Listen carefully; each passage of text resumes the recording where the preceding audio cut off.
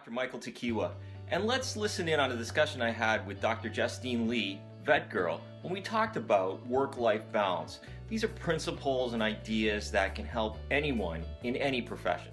You know, me and you have witnessed so many people in the industry getting to the point where they're bitter about being a veterinarian, you know, and they really want out, and many are quite young. Many are middle-aged, and many are quite young, and one way of combating that, preventing that burnout, which is now termed as compassion fatigue, would be to have a good, proper work-life balance. And so how do you do that? How do you balance your incredible work schedule with your personal home life? I don't know. That's a great question. That's a great question. You know, I will say that I actually struggled with work-life balance for a long time, and I'm sure you did too. And, you know, I was fortunate in that I graduated veterinary school relatively young. I was only 24, but then I went on to do a one-year internship, a 4-year, you know, residency, and before you know it, you're in your early or mid-40s, and it just sort of flies by. I think the really important thing to realize, and we talked about this before with the younger veterinarians being predominantly female, I'm actually a huge proponent of work-life balance and family life. And I will fully disclose, I'm a workaholic. I come from a family of workaholics. You know, we're Chinese. Yeah, we're workaholics by nature. And I really had to balance it. And I do encourage the younger generation to embrace the philosophy, which is my philosophy, work hard, play hard. But to do so in a time fashion that works for what you're looking for. You know, I'll be honest, I'm struggling to have a family right now. All my kids are 4-legged kids. And I just tell people, time really flies by. I mean, seriously, you're in your mid-40s before you know it.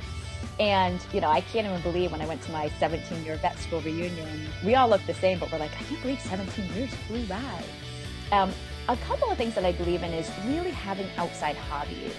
And I think veterinarians in general, and I'm going to group myself in this, we become really, I don't want to say paranoid, but we worry about our patients when we go home. So we're fretting and thinking, gosh, should I have done this, or should I have done those x-rays sooner, or maybe I shouldn't have taken that dog to surgery, and you really beat yourself up.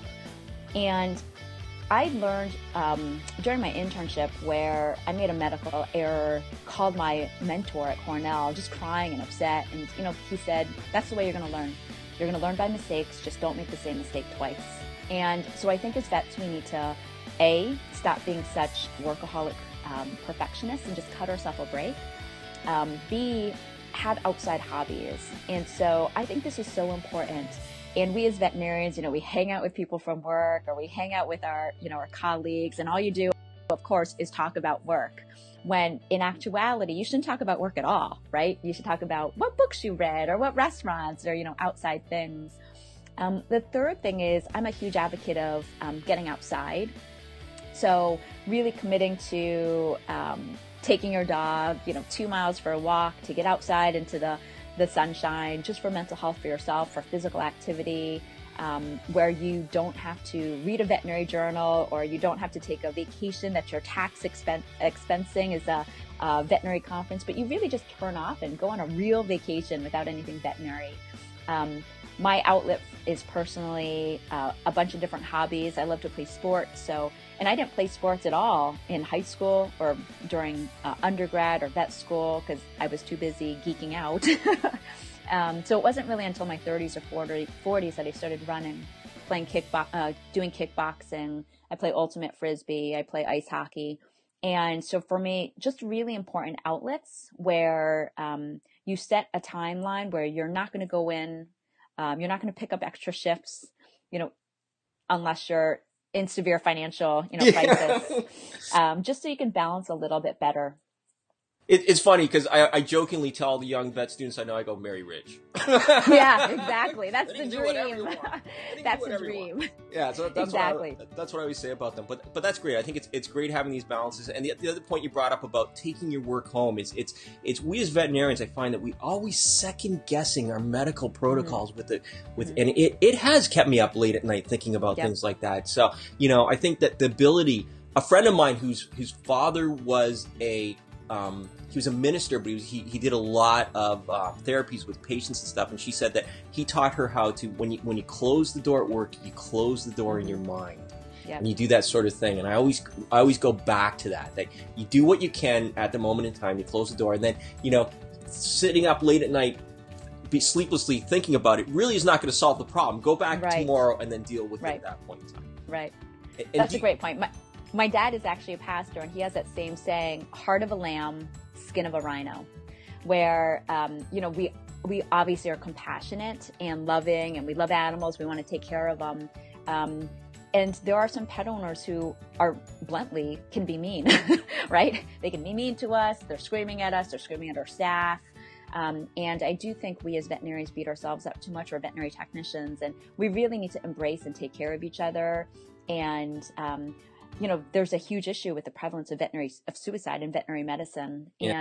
And, for that reason, I'm a huge advocate of self-care. I'm a total tomboy, but I will fully admit I get a facial once a month, because I think it's really important. And I add it to my calendar, or, do whatever you need to. Get a pedicure, treat yourself to a Starbucks once a week or whatever.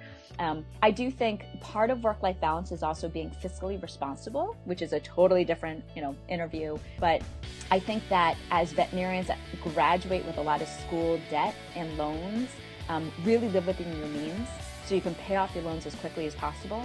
Because once you do that, then your work-life balance. Yeah, that's the second thing I tell the new grads. I go, don't buy a new car. First thing you do, don't buy a new car. Yep. There's a lot of good, reliable used cars out there. Exactly, exactly. I actually just sold and traded in my 2000 Hyundai 2 years ago. And it was the car that I had during, my residency. But when you have so much school loans to pay off, I really am an advocate that your quality of life will be better and you'll be way less stressed once you can get that debt load down. Absolutely. Great advice.